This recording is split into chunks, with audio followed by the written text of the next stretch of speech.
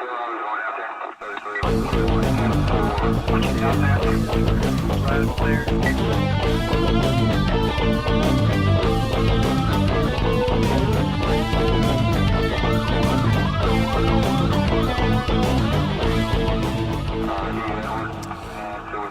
welcome back, ladies and gentlemen. This is Officer Chris Peterson with the Port Orange Police Department. Joining me as my co-host today is Sergeant Andre Fleming, also with the Port Orange Police Department.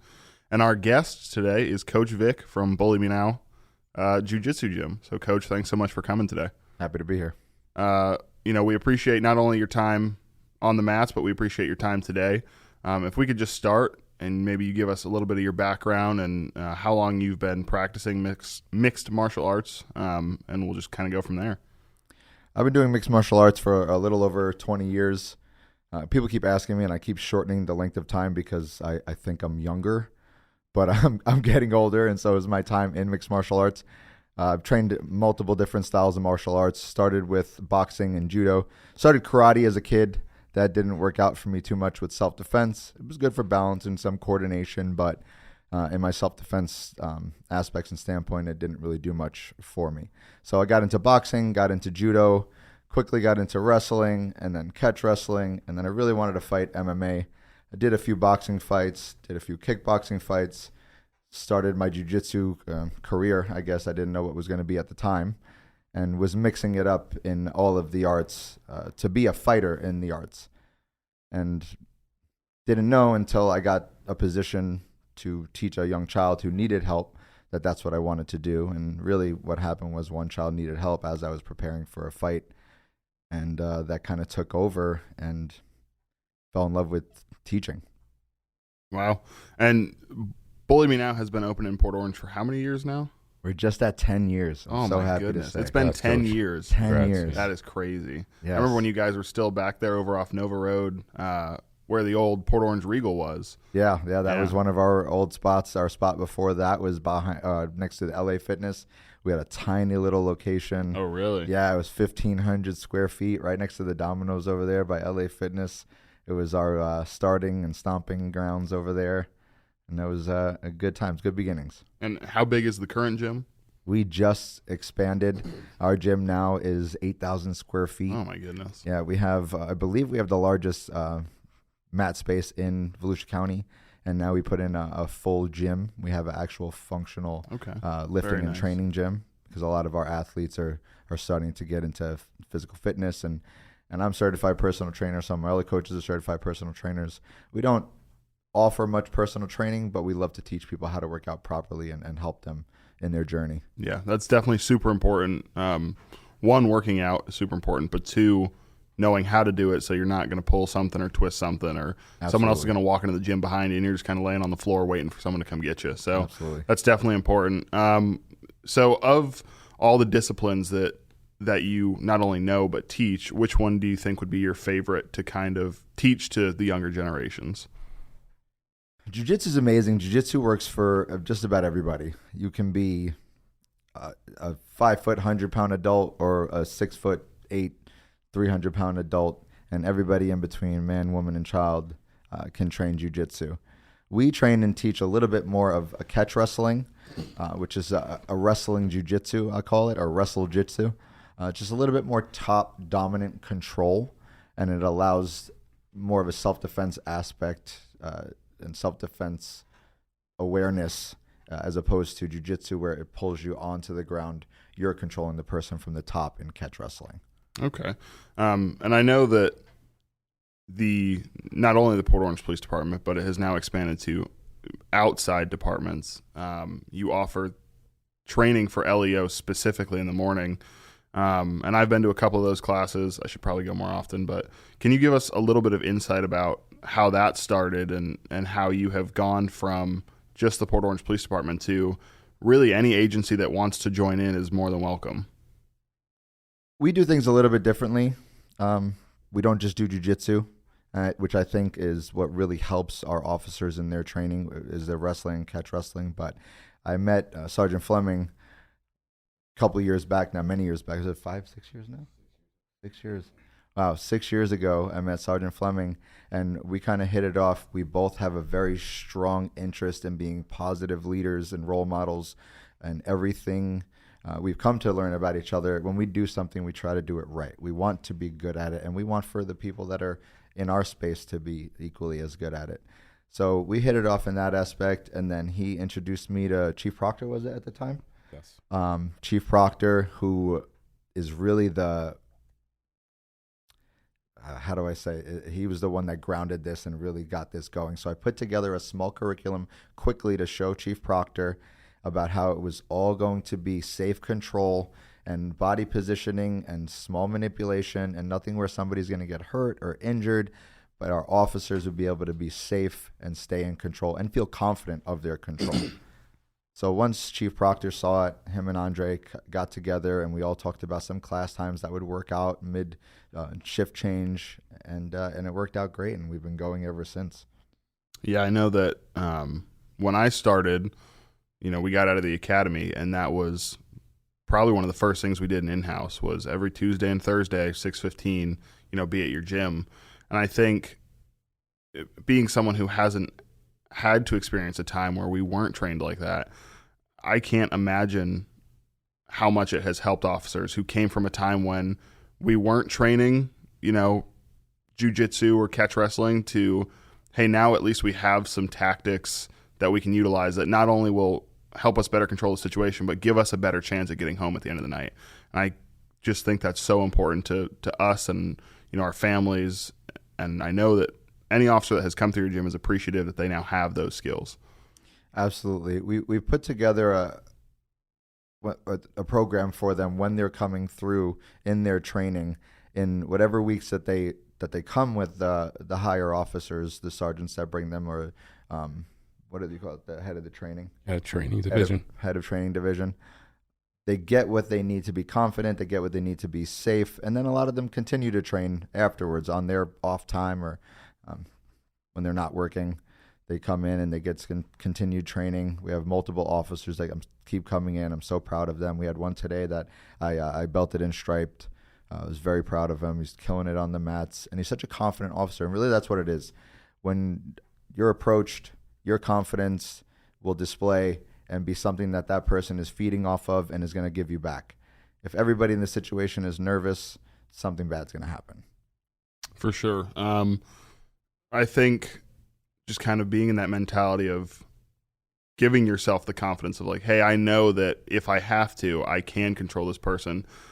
It's definitely important. I think from the skills I've learned from the classes that I've taken at your gym, it's good to know that, hey, if I need to use these, I can, and I'm not completely reliant on the things on my belt, right? A lot of officers, it seems, become very reliant on the tools we have on our belt. Those tools don't always work. And a lot of the times, you're too close to utilize some of those tools. At the point where things are starting to break, you're 2 feet, 1 foot away from this person trying to take them into custody. Well, if they decide to get squirrely on you, you're not going to have time to reach for your belt or move around. And the last thing you want to do is be holding on for dear life and not know, what's my next move at this point. So I think that being able to utilize those skills and some of the things that you teach have greatly helped a lot of the people, not only at this department, but within the county for sure. Yeah, we're working a lot now with many different departments. We got South Daytona in, New Smyrna in, some guys from Edgewater, Flagler, some of the Daytona guys. So I'm so happy and so proud that everybody is coming together to work together to better themselves and to keep everybody safe. You guys, I talk to you all the time. Every officer said the same thing.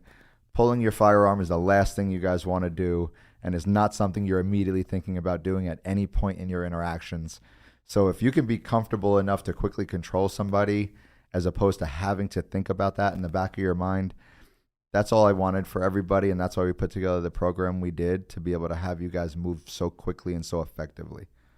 Right, and I think, Coach, something significant, especially for the listening public, is that they assume that every officer is trained to the point where they're basically John Wick, right? Like they assume that they see the uniform and they see a guy with all the gear and equipment, and they think that this person is adequately trained enough to take care of any problem, hand-to-hand combat that might come across. And I think it's important that they know, especially for the listening people, our in-house program prior to incorporating Bully Me Now was sitting in a classroom for 2 weeks watching PowerPoint videos, right?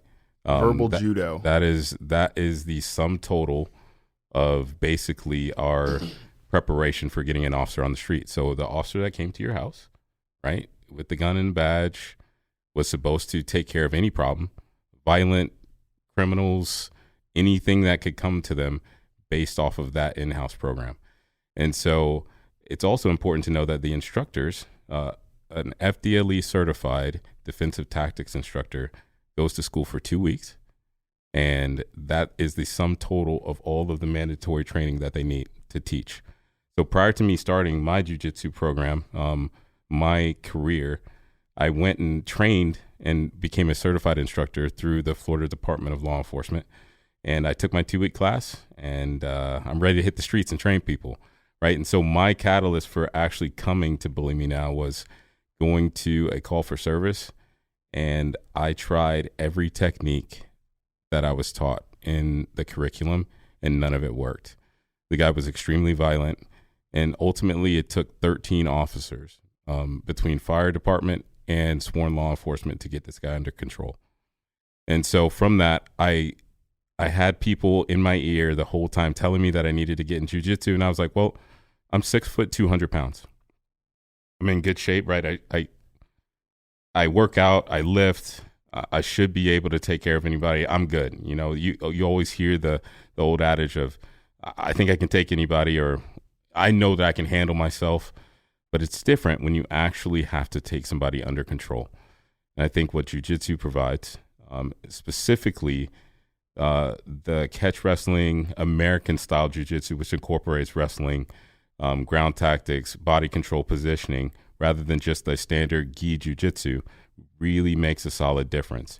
And very quickly, what we've been able to do is incorporate that to where we've had smaller body female officers, smaller body male officers, larger officers be able to quickly apply the lessons that they've learned and put those to use on the street. And they come back to us with that confidence, and they're ready to hit the street. So I think, again, if the listening public is like, yeah, that's cool, but why jiu-jitsu? Why is it so important? Why are these officers training so much? I think it's important to know that if officers aren't training, they're not ready.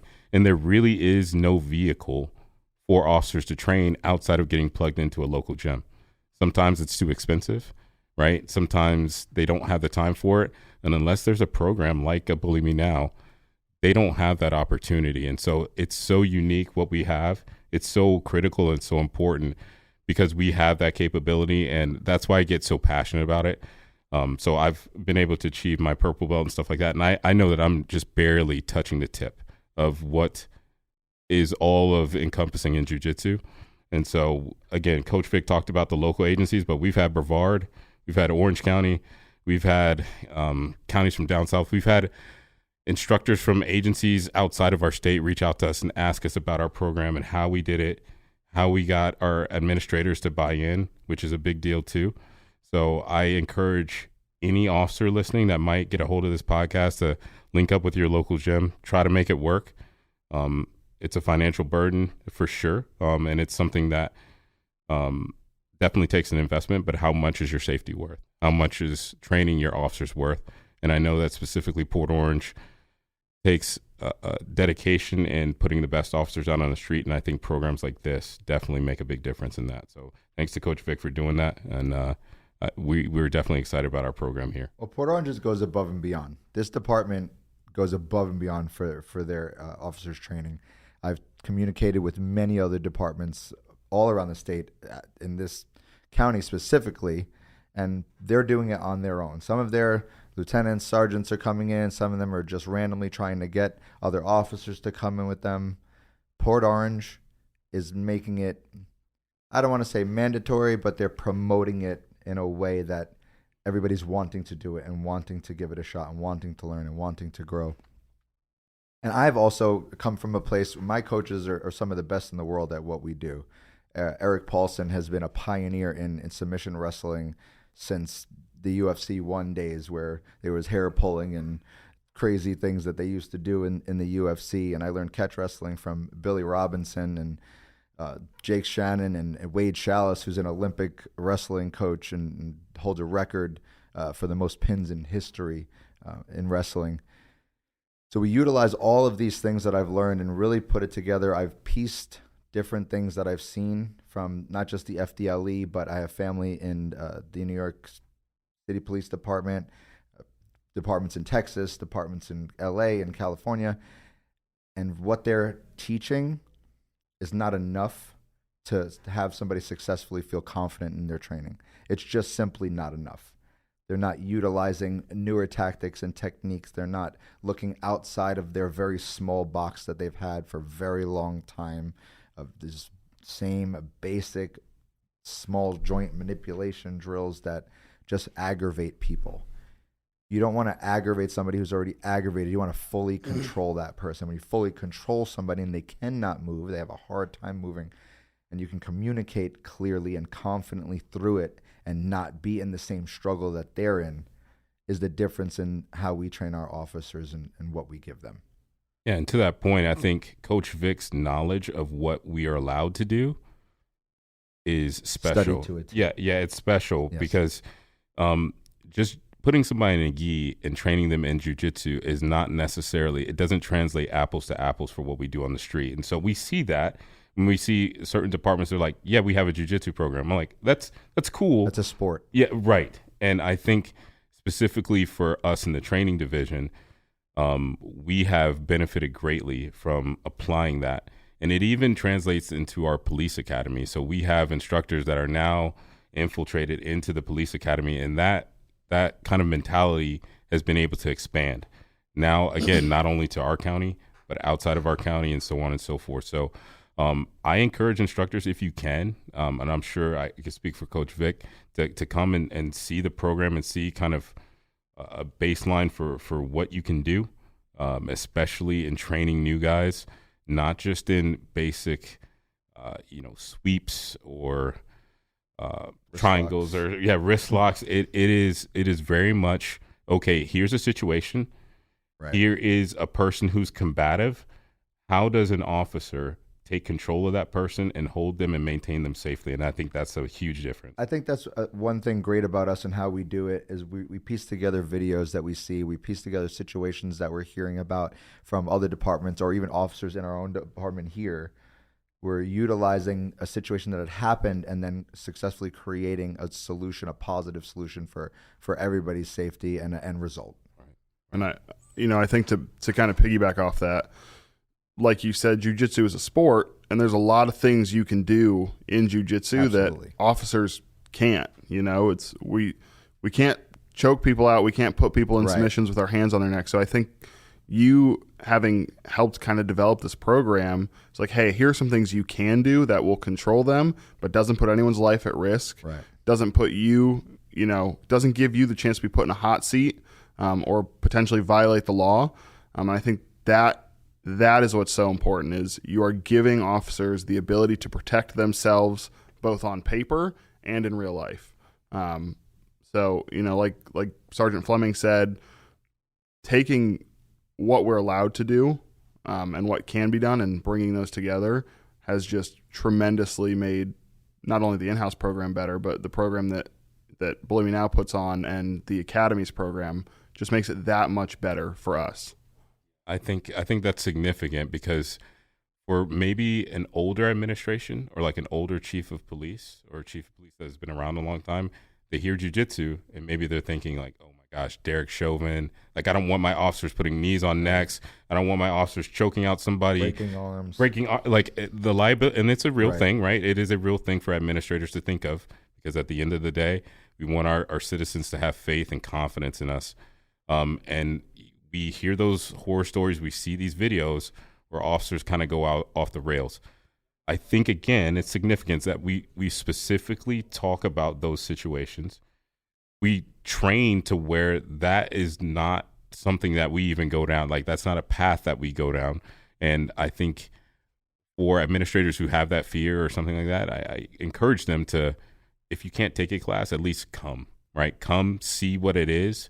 And that takes that fear away. Okay, we're not teaching chokes. We're teaching how to control somebody, put them in handcuffs, and wait till backup arrives. So I think that's what's most importantly for me. I don't want to ever teach something that anybody gets hurt at if that's not the result of it. If we're in a competition in jiu-jitsu, we're teaching people to choke people out. You guys are in no competition.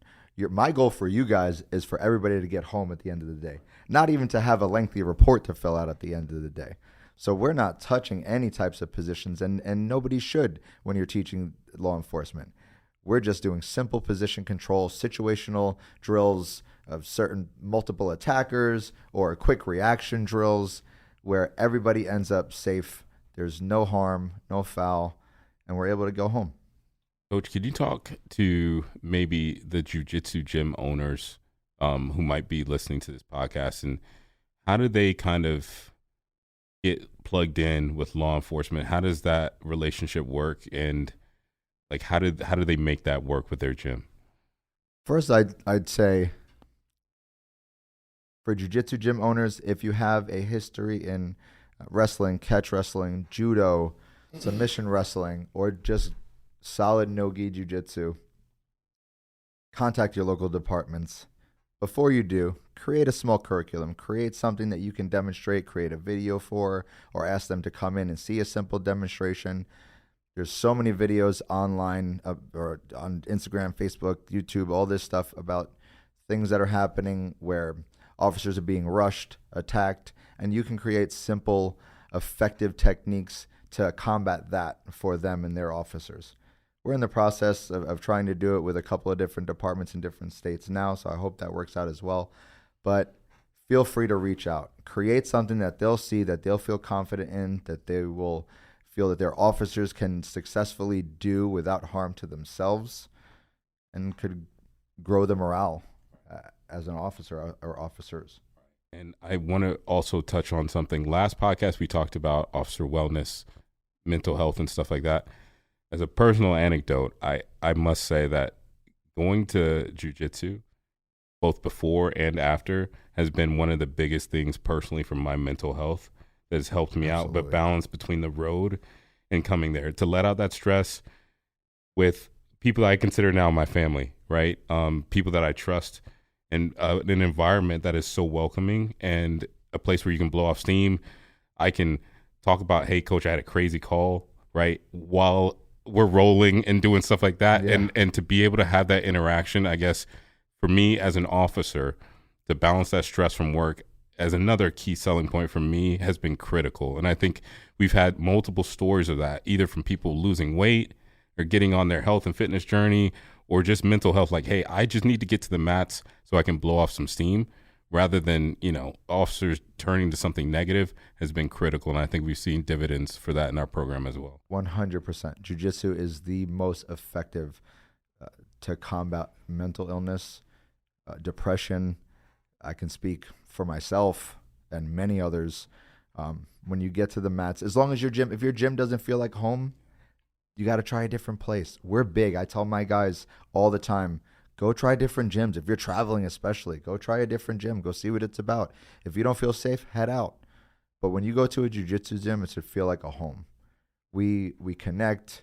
We all know about each other. We know about what's going on in each other's lives. And there's not just 10 of us. There's 100 plus of us.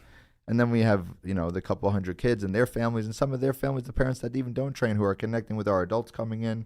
And it starts out about 90-10. You're there for 90% physical, 10% mental. And then that quickly switches. It goes 80-20, 70-30, and it goes all the way back and goes in reverse, because when you're training for a few years and your body's just doing what it's been doing, you're there for your mental health. You're there to keep your connections. You're there to be human. Definitely. And even the classes that I've been to, far and few between, it could be months before I come back. And every time I come back, it's the same thing. How you been? How you doing? Yes, what's going on? Anything new?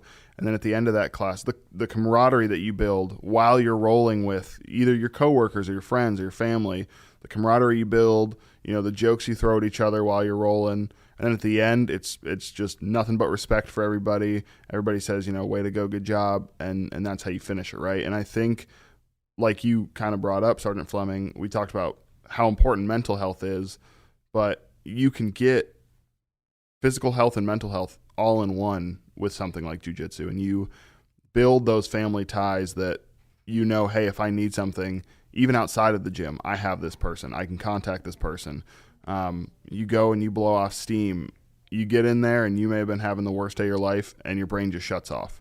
It's like, and your body just does. I'm here. I'm home. I can do what I need to do. And you leave and you're like, that's good. That's what I needed. And that is super important for officers. And that's how it should be everywhere. Even my officers, I always call them my officers. That is, I really do. Because everybody's different too, right? So this is another thing we do a little differently, right? I have to train Sergeant Fleming, and Sergeant Fleming I kind of use as my guinea pig. The pressure and pain compliance that I've put to him, I probably would never put to anybody else, but he is one of the leaders in the department in that aspect, so I want to make sure that he can be that prime example. But my officers that come in, they have to get to work after. They have to do their program, and then they have to start their career. So I may not see them for a few months, but when we see each other, it's, hey, coach, and I want to know how the first couple of months been on the road, what's going on, everything good, family good. And that's really how it should be everywhere. You should never go to a gym and feel like you're being challenged mentally and physically. You should go for yourself looking for a challenge, but you should never feel like you're being challenged. And unfortunately, I've been in many gyms. I'm not sure if it's because of my size or stature or my actual physical ability, but I've been in many gyms where they try to use me as a rag doll, and I'm just not a rag doll. I've been doing it too long. I'm too good at what I do. And I would leave saying the same thing every time. Like, this is why your mats are light. This is why you're not building a family atmosphere. This is why everybody's walking around not talking to one another, not communicating, not getting to know one another. So you got to make sure if you're going to a jiu-jitsu gym, when you walk in, you just feel happy to be there. When my people come in every day, I don't just want to know which role they want to work that day. I want to know how their day was. I want to know how their weekend was. Then they ask me the same. We communicate about things that we see each other on social media, accolades or whatever had happened, birthdays, anything that went on.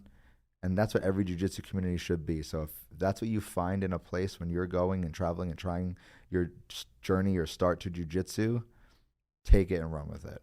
And I 100% agree with you. And I think for the officers that might be listening to this podcast that are kind of just not necessarily afraid, but don't really know, hey, is this for me? Just try it, especially if you're local to this area. 6:15 a.m., your LEO, stop by Bully Me Now.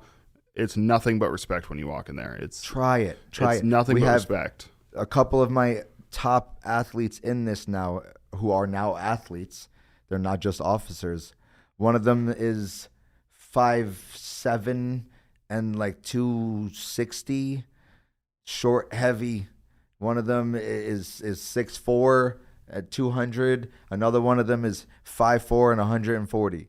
So it's for everybody. If you could find a coach that can utilize all of your positive abilities and what you're good at, that's what you need to do, and that's what you need to run with, because jiu-jitsu, the basics jiu-jitsu is not for everybody. I have short legs. I can't do certain things.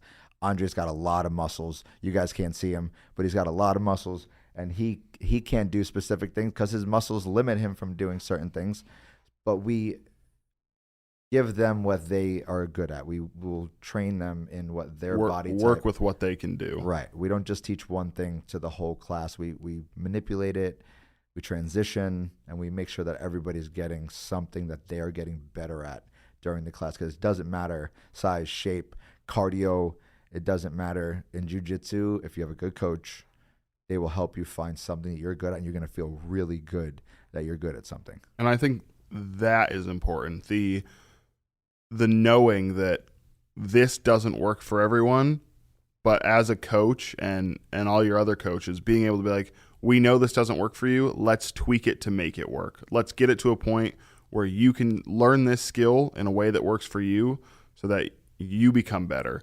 I think that's the important aspect of it, because you do go to some places where it's, same thing for everyone. They teach it, and if you're not getting it, they don't step aside and teach you again. They just move along, and especially in law enforcement and every aspect of life, everyone comes in different shapes and sizes, and not everyone can do the same thing. I'm 6'2", 240. I'm not what you would call flexible. I'm not wiggling around very much. So it's good. It's good that when I go in and I do something, it's like, hey, we notice that this isn't happening right. Let's try this, and we'll adjust it from there. And that's the important part of it. Right. We do a handcuff challenge at the end of the training. So right before the officers start their career and they go on the road, they've trained for quite a few weeks, and we do a handcuff challenge. They got to try to get a handcuff on me. Now, mind you, I'm a black belt in a couple different arts. I've done wrestling and everything, so it's not very easy to get a handcuff on me. One person has done it. The second person that got closest was a female officer that's about 5'3", 5'4", maybe not even 5'2", maybe 5'2", and nimble and heavy set, and she put me to work. I was so frustrated. I'll never forget it. It's still sticking with me. I'm a little mentally messed up about it, but I was so proud. I got to talk to someone every once in a while about it. But I was so proud. I was so proud because, again, the way we teach jiu-jitsu and the way everybody should teach jiu-jitsu is for that person. We build confidence, right? You build confidence. We have officers come in that have no prior experience. Right, they're looking down when they're walking. Yeah, they're looking at the mat. Yeah, so I'm talking to those officers right now who are maybe afraid, right? Maybe a little bit worried. What do you have to lose, right? What do you have to lose by bettering yourself? If you've been on a call where you've been nervous, right? You've been nervous. There's a guy, he's coming at you. You don't really know what to do. By the grace of God, or just by sheer luck, you had another officer there and everything turned out okay. But you were like, whoo, like we made it, but we probably could have done some things better. What do you have to lose? If you're a gym rat, you're going to fall in love with jiu-jitsu. I had people telling me for years I should try it. And I was like, no, I'm just good. I'll just do my lifting. I was in warm-ups. So we do a warm-up session before we get started. I did a warm-up session. 5 minutes in, I knew I was hooked for the rest of my life. That's just me. I'm a workout guy. Coaches too. He's big on the whole body type of scenario, and it takes over your mental. Like you'll think about it outside of work. You're always trying to get back to the mats, no matter where you go, no matter what you do. I know I'm always focusing my week on, okay, like on Monday I can go to the mats, or on Tuesday I can get here and do these things and move these things around. So it is very much a perfect addiction for me, perfect addiction for people who really want to better themselves. And the good thing about jiu-jitsu is that it exposes your weaknesses and it strips everything away, right? You can't cheat the mats. Right. The mats are going to show you your deficiencies, right, and it will show you where you need to get better. Right. No matter your size, you're going to get a 100-pound young man that comes up to you and twists you like a pretzel, and you're like, okay, wait a minute. Yeah, I immediately think of Coach Troy. Right. Yeah. He's Coach Troy's my little Gumby that can he's what? He's about anybody. He's 5'6", 120 pounds, and you're like, oh, I got him this time, and he scooches out, and you're like, oh, this is bad. It's on your back. Things are happening. Yeah, no shot. Got no shot with Coach. No average man has Mistakes a shot with were Coach made. Troy. Yeah, young man. You start pleading with him, like, wait, let's just take a break. Let's take a breather. Yeah. So I challenge any officer who thinks you have no jiu-jitsu training and you're muscled out and you think you got it. We have kids. We have kids that will take your lunch. So I'm telling you, please, like, come in, try it. It's jiu-jitsu is like it's like a secret weapon. My really. favorite is using my young ladies, because I have a group of young ladies between 14 and 17, now 18. A group of them, a large group of them that weigh anywhere from 105 pounds to 145 pounds. And I can confidently say that there is no average man, untrained man, you can lift whatever you want to lift, that has a shot in a physical altercation against my teenage young ladies. Just no chance. They're too strong. They're too fast. They're too aware. We've put them through everything and anything that they could possibly be put through. And of course, they built themselves up in their training over the past 2, 3, 4 years. But even a girl that I have now that just turned 16, I've only had it for a year and a half. No untrained man has a chance in a physical altercation against her. But to your point, that's what officers are expected to go in and solve that problem. So if officers aren't training, you're putting yourself at a disadvantage. And so I cannot stress enough. And then adrenaline takes over, and that's a problem. Right. Adrenaline takes over, and nerves take over, and you start acting out as you wouldn't have if you had a clear mindset. You start doing things that you wouldn't have done if you were clearly in the situation and able to use your mind fully to act. So now we have things that are happening out of nerve and out of that adrenaline dump and that scared feeling. And I know nobody likes to hear that word of being scared, especially officers, but you're humans. We get scared. So it's just, I get scared. I've been doing this forever. There's not moments in a street physical altercation that I don't get a little nervous, but I got to just trust in my training, trust in my body, and do whatever I need to do. But that is the difference in a trained human being versus an untrained, is being able to control your mind and control your body. And I think to touch on that point, there's a sign in our PD gym that says every day that you don't work out, someone else does. Right. And as Sergeant Fleming pointed out, you put yourself at that disadvantage if you don't train, because everything that's available to us, Jiu Jitsu, a gym, is available to the criminals. It's available to the people we're interacting with. They have just as much ability to go and train and spend their free time doing this stuff as we do. So why not go? Why not spend the free time you have? If you have nothing else going on and you're like, hey, you know what, it's 6:15 in the morning on a Thursday, I'm off, there's nothing going on, why don't I pop into the gym? Why not go? I'm telling you, this is a true story, and I love that this happened. We had a 17-year-old boy come in. I thought he was 30. He probably had my hairline. He was a little bit. He was 17 years old. He was about 6'1", about 170 pounds. First day, he told me and he told my staff, this is his first day of training, and he came in and rolled through about 3 of my guys, because we want everybody to learn. Nobody in my gym, if you ever come into my gym on your first day, first week, first month, you are not going to have a hard time. And if you have a hard time in any gym you go to in the first couple times you're there, something's wrong, find a different place.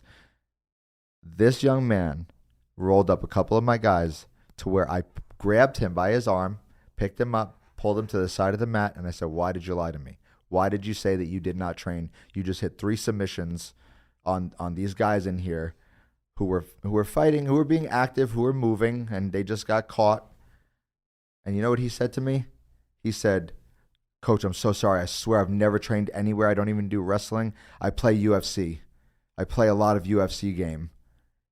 And this young man knew multiple submissions and multiple positions just from 2 or 3 years of playing a game on his Xbox.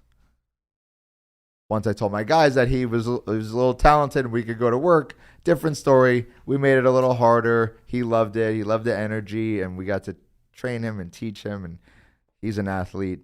But people that watch the UFC or just YouTube or whatever, play your Instagram videos, whatever it is, they already have an up on the person who doesn't and who doesn't train. And especially somebody like you guys, like law enforcement, who you're putting yourselves in the situations every day. There's a possibility of something happening, not just every day, but multiple times a day. We hope and pray for days that are light and easy and everybody's good and safe, but that's not your reality. So having that knowledge is definitely a step ahead. All right. So, Coach, we appreciate your time. We appreciate you coming out here and talking to us. And we appreciate all of the time that you have put into not only our department, but all the other departments, in this county and a lot across Florida. I think it's super important that we have not only just business owners like you that want to invest in their community and, in their police departments, but people like you who are willing to take time out of their day to better others. I think that is super important. I have a lot of family in this city and a lot of friends in this city, and I can't be everywhere. I can't be anywhere. You guys are everywhere. You guys are the ones that they'll need to call. So you guys will forever be the ones I invest in. I appreciate you guys. And we do truly appreciate that. Before we wrap up, if you could just, we obviously know the name of the gym's Bully Me Now, but if you could give us, your address of Bully Me Now, when you guys are open, and who you offer classes to. We offer classes to anybody and everybody. Law enforcement, we have free and open law enforcement classes. If you want to get into our regular schedule, we offer all LEO and first responder discounts to everybody. We don't just have law enforcement. We have fire, we have EMT, we have everybody that comes in. We're open afternoons for kids through adults. It goes later. It starts later in the day, so the youngers are at 4, and it goes all the way up to the adults at 7 p.m. We're open Monday through Friday. We're at 707 Sam's Avenue behind the Port Orange Post Office. And the gym is open to anybody and everybody. There's nobody that shouldn't be in the gym training. For sure. Again, we appreciate your time and we appreciate you coming on today. Thank you so much. Thanks, Coach. Of course.